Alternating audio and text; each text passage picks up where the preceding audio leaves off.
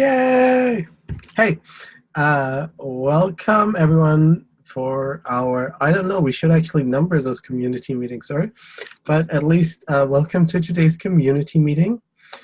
So far the agenda isn't too packed, so if you still have stuff you want to add or discuss, feel free to do so. Is there anyone else we should wait for joining? I'm thinking of like Jared, Matt Jarvis. Schad is not feeling so well today, so I'm not sure if he's actually joining. Okay. Then I believe we can get started, and I suppose Toby also isn't joining, right? Maybe he joins later. All right. Okay. Kickoff. I was actually asked how KubeCon was, and I feel this might be interesting to others as well. I think I already posted some links, or some other people did as well. There were a lot of operator talks. I feel operator kind of is a very hot topic.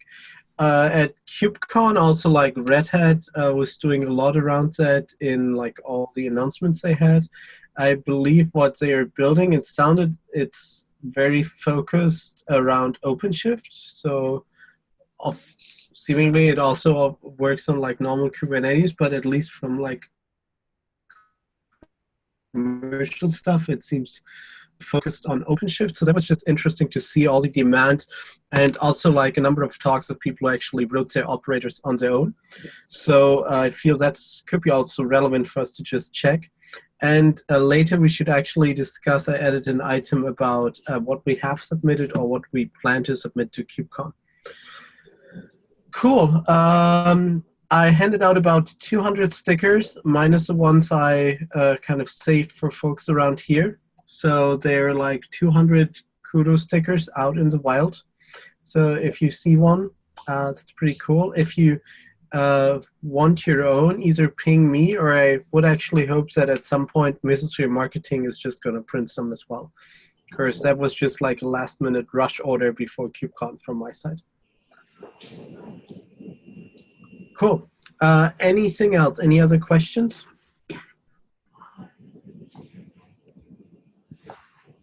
No? Okay. Then let's move to updates on open KEPs or discussion of new KEPs. Let me maybe share my screen so everyone can see the agenda. Share. So I just added the link so we can actually check the open ones here. But maybe we can just go in order of probably it's mostly gonna be Fabian and Tom. Or Ken is there as well. So I actually believe it might just make sense to move through the people, right, rather than KEPs. Sure. Tom, you're on top of my list here of always attendees. Should be on top of everyone's list. Yeah, I think it's just because you last spoken or you last made a sound. This is why Zoom shuffled you up. But still, you're up there. So do you want to start with KEPs you're involved in? Sure. Yesterday, KEP 9 was merged, which was the operator developer experience. So that was a big step for changing the way application framework developers create their products. And one of the big changes that come into there is adopting a Helm style syntax or option for framework developers. And what this is going to do is open up every Helm chart as a KUDO operator, where you can take the raw chart folder and import that. So I'm actually working on the implementation of that chart to framework version conversion. That will be able to save the objects in our storage mechanism for framework version.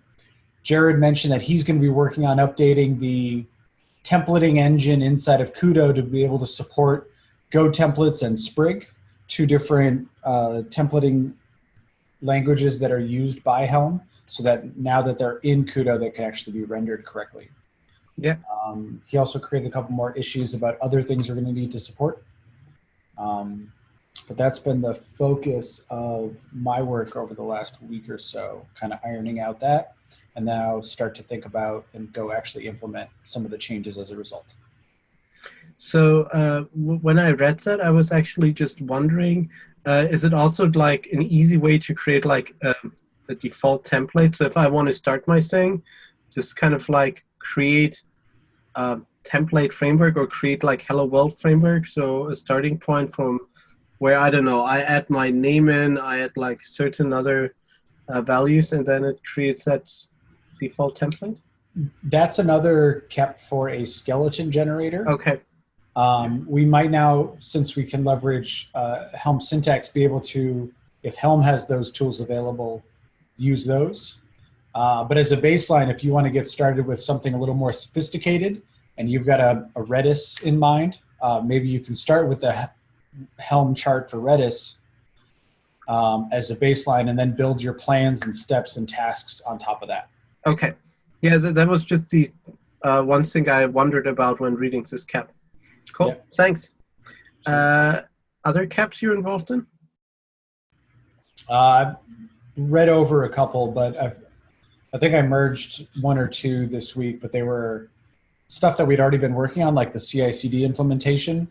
That was still open as a PR, but we had been working on it, so it just should have been merged already.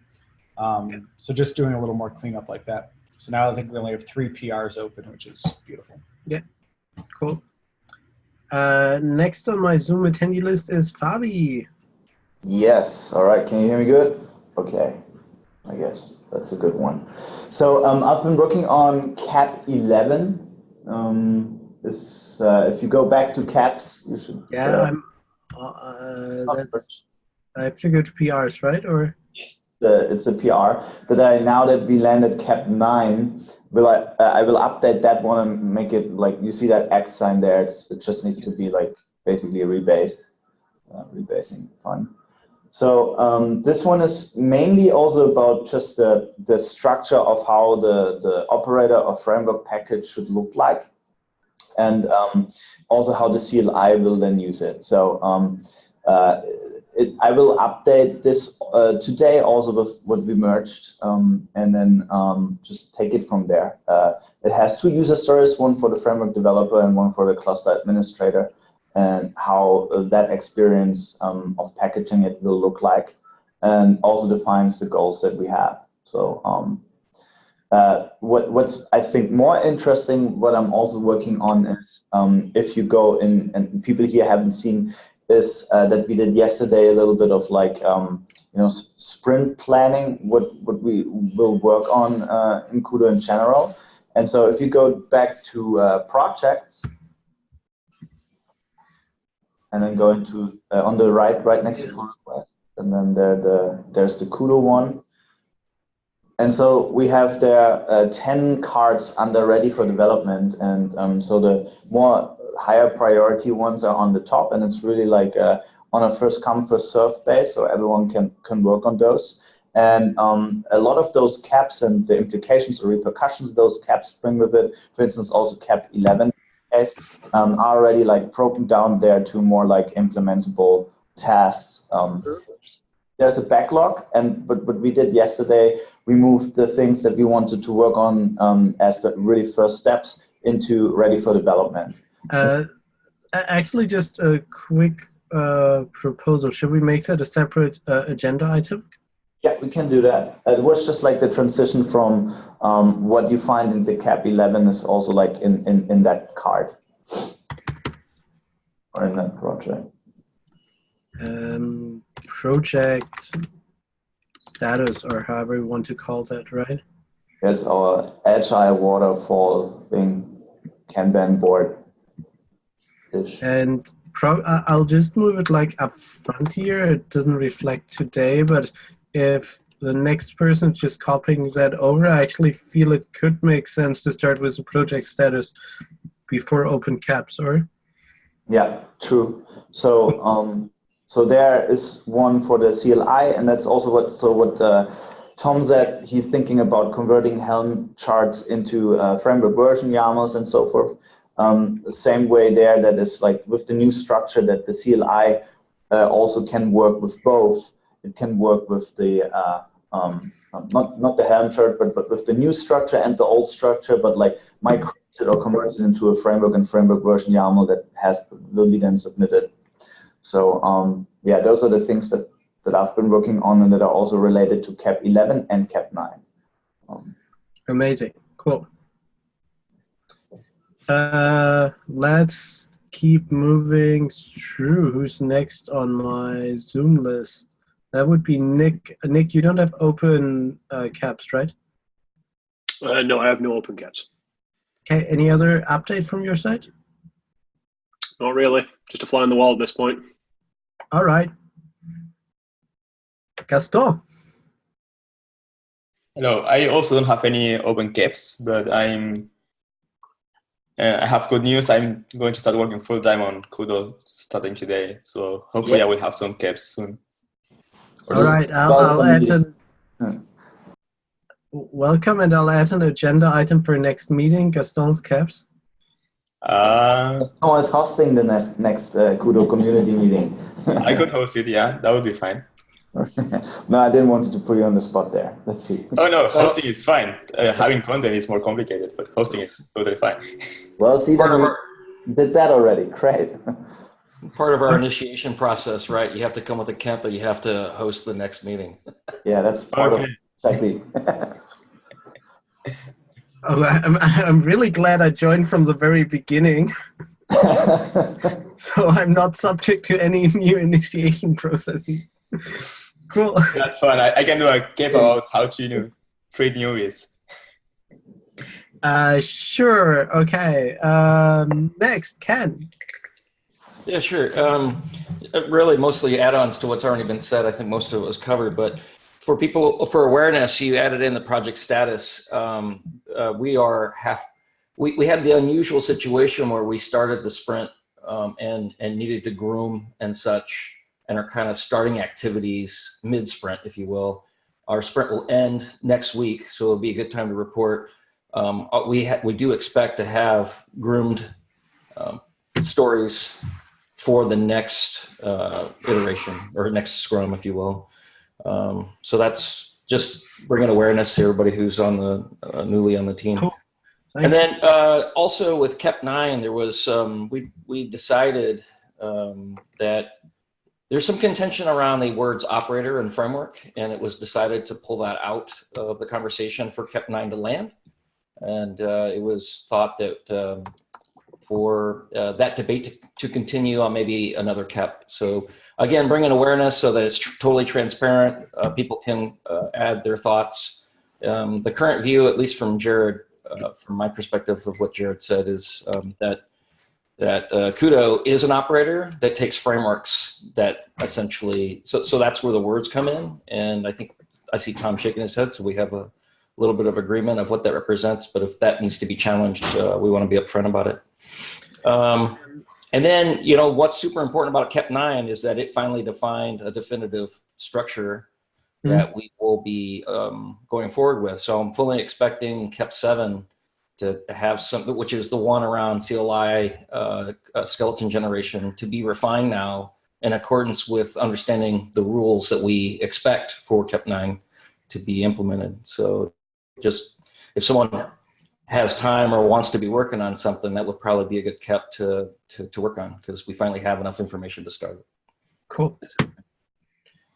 All right, Justin, you're down here on my list. Justin doesn't. I've been working on KEP 8. I started implementing the test framework for Harness, and that's been going pretty well. I'm hoping to have something presentable today-ish. So I posted a link of like an example of it in the channel yesterday, if anybody's curious. Okay. Cool. All right. Any other KEPs by people who are not here? I think Elena was involved in some KEPs. Any other major updates we missed from the KEP side here? I think Cap 9 was the biggest, so Yeah. that's like showing direction. Cool.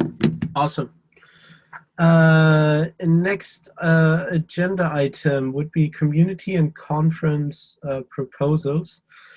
So I just feel we should start talking about, in particular, KubeCon, because I felt was a bit sad that we didn't have more representation there. Let's put it this way. So I feel we should maybe just think either today or next time around that we get our submissions aligned. And in general, I created a submission tracker. I haven't honestly entered everything because I just did it before the meeting. But the ones I submitted recently, or which are like in process, I got a confirmation for a meetup in Hamburg together with Lotse, which is going to be sometime in July, August. I submitted something to Fling Forward, and I'll add Tom as the second presenter, which is in October, about the Fling framework. I think that's an interesting user feedback session as well, because those are the people we kind of want to target, and we'll have a bunch of Fling users out there.